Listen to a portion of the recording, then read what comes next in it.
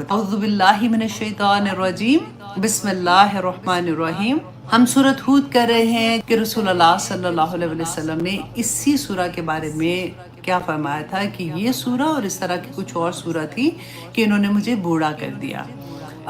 کیونکہ اس کے اندر دیکھیں 7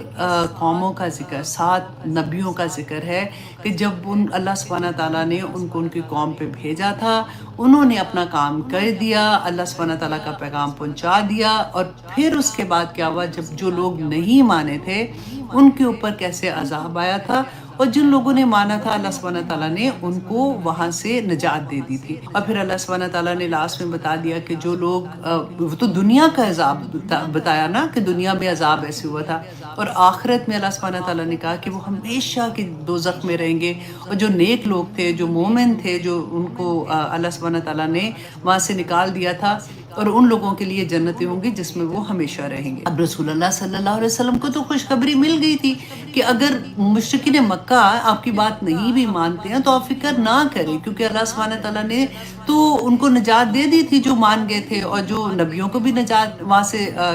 دے دی تھی کہ وہ نکل گئے تھے وہاں سے۔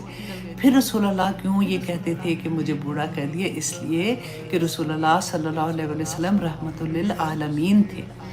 وہ ان کو یہ فکر تھا کہ جو لوگ ان کی بات نہیں مان رہے ہیں ان کے اوپر اگر مشکل آ گئی، ان کے اوپر اگر اللہ کا قہر آ گیا، اللہ کا عذاب آ گیا تو کیا ہوگا۔ وہ ان کی درد سے، ان کی وجہ سے رسول اللہ اتنے پریشان ہوتے تھے، کیونکہ اللہ سبحانہ تعالیٰ نے فرمانا ہے وَمَا أَرْسَلْنَاكَ إِلَّا رَحْمَةً لِّلْعَالَمِينَ۔ اور پھر اللہ سبحانہ تعالیٰ نے کس طرح سے کتنے جہان ہیں دنیا میں، آپ دیکھیں چونٹیوں کا جہان، تو مچھلیوں کا جہان اپنا، اور انسانوں کا اپنا، جنات کا اپنا۔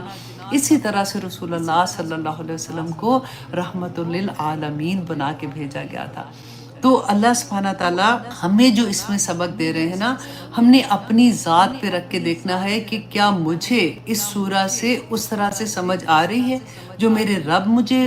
پیغام دے رہے ہیں، کیونکہ رسول اللہ صلی اللہ علیہ وسلم کے توسط سے تو ہمیں ہی بتایا جا رہا ہے نا۔ اب آیت نمبر 109 میں آپ دیکھیں اللہ سبحانہ تعالیٰ فرما رہے ہیں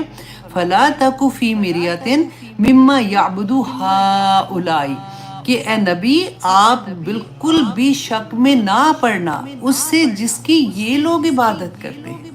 اب دیکھیں رسول اللہ نے تو شک میں نہیں پڑنا تھا، کیونکہ ان پہ تو ڈائریکٹ وحی آ رہی تھی نا۔ تو رسول اللہ کی توسط سے اللہ سبحانہ تعالیٰ ہمیں یہ بتا رہے ہیں، یہ کیوں ہمیں بتا رہے ہیں؟ دیکھیں شک کیوں ہوتا ہے انسان کو، کہ اگر دیکھیں ہم لوگ اپنی زندگی میں دیکھیں کہ یہ لوگ جن کو اللہ سبحانہ تعالیٰ، ہم بچپن سے سنتے ہیں نا، ایسا نہ کرو تو اللہ سبحانہ تعالیٰ ناراض ہو جائیں گے، تمہیں سزا ملے گی، اگر اچھا کام کرو گے تو اللہ سبحانہ تعالیٰ خوش ہو جائیں گے۔ تو کیونکہ ہمارے پاس علم نہیں ہوتا،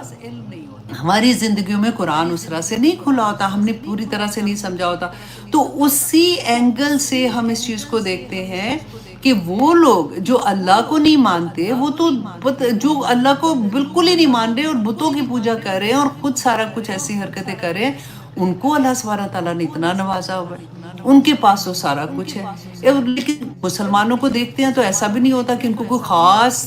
چیز ملی ہوئی ہے، کہ ایسا کہ ان کے پاس تو یہ چیزیں ہیں تو کیونکہ یہ مسلمان ہے۔ تو وہ چیز ایک عام بندہ جب دیکھتا ہے نا تو اس کو یہ عجیب سی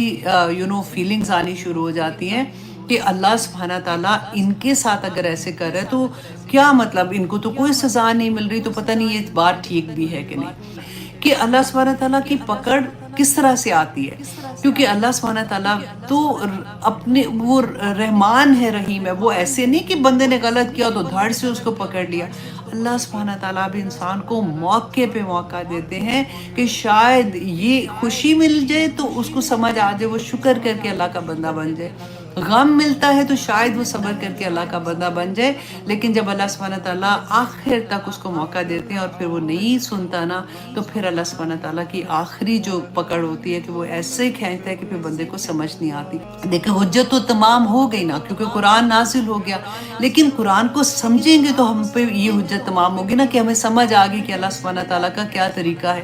تو اللہ سبحانہ تعالیٰ نے اس کی وجہ بھی بتا دی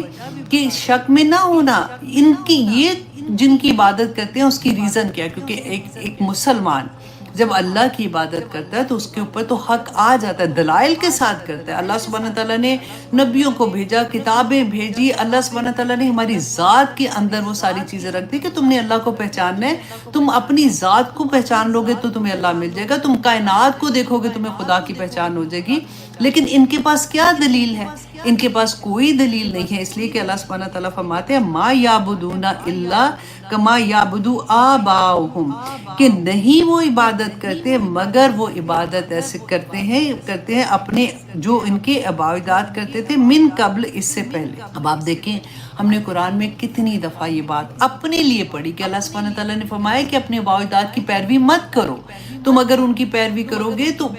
ہمیں یہ لگتا ہے کہ نہیں میرے تو ماں باپ بہت نیک تھے تو ایسے کیوں اللہ سبحانہ تعالیٰ فرماتے ہیں کہ پیروی نہ کرو؟ کیونکہ اللہ سبحانہ تعالیٰ چاہتے ہیں کہ ہم خود سے علم لیں، کیونکہ علم لے کے خود سے پڑھ کے خود سے جان کے جب انسان عمل کرتا ہے نا تو اس عمل کا اس کا لیول ہی فرق ہوتا ہے۔